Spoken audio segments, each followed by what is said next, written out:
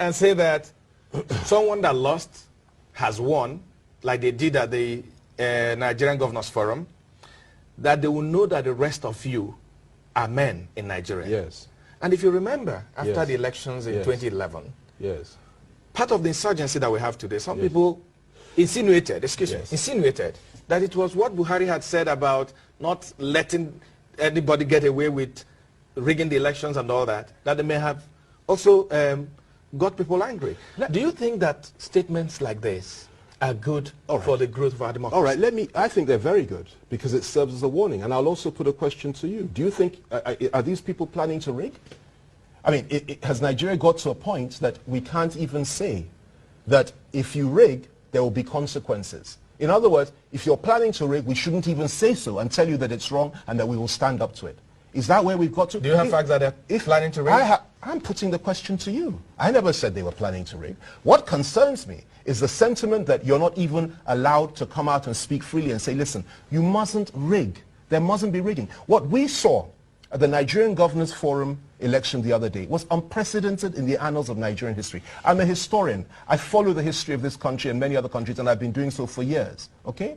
It is unprecedented. You had 35 men that went into a room, distinguished individuals, all of them, respectable people. And they did a vote. It was a secret ballot. Everything was straightforward. And it was filmed. One got 19, the other got 15. They now left the room. And the one that got 15 now got up and said, I won the election.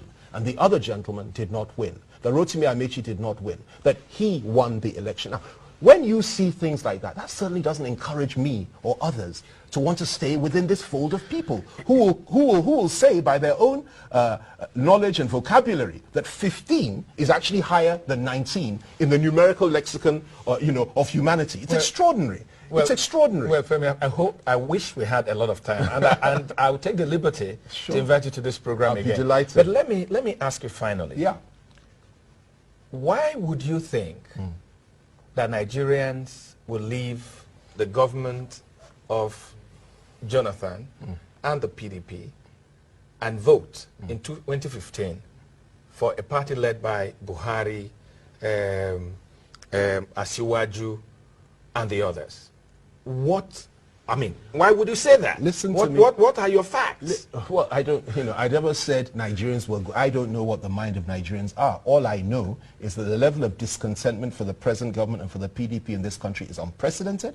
Not only do I know that, I also know that in terms of quality of leadership, as far as I'm concerned, if you compare the leadership of today's PDP to the APC leadership, I mean, there is absolutely no comparison. It's time for change in this country. You have a situation where the present administration has marginalized the Southwest, that is the PDP Southwest, completely. They're complaining bitterly every day. They may not say so publicly. But they're fighting among themselves. Listen, they're the ones fighting among themselves. Their reasons for fighting you put to them. I'm not part of them, all right? The issue is that they are being marginalized and they've been humiliated and disgraced by their own federal government and by their own party leadership. That is number one. Number two, you look at what is happening in the northern part of this country. You see that people are not happy. If you put north and west together and you now juxtapose that and put Ijaw land together to say that the Ijaw land will be able to defeat the whole of the north and the whole of the southwest, okay, in an election. Well, these are strange calculations as far as I'm concerned. I think the APC leadership, it's a good quality leadership. It is not just General Buhari. It is not just Asiwaju Tinubu. It is not just Samunda Isaiah or Nuhu Ribadu or El Rufai or so many. You just joined them, so how did you know all this? Listen to me. I've been part of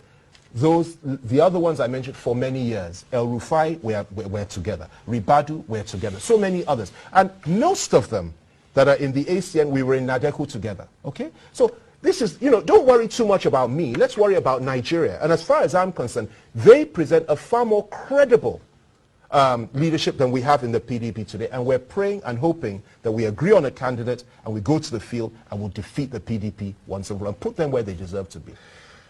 Honorable Minister, I'd like to thank you.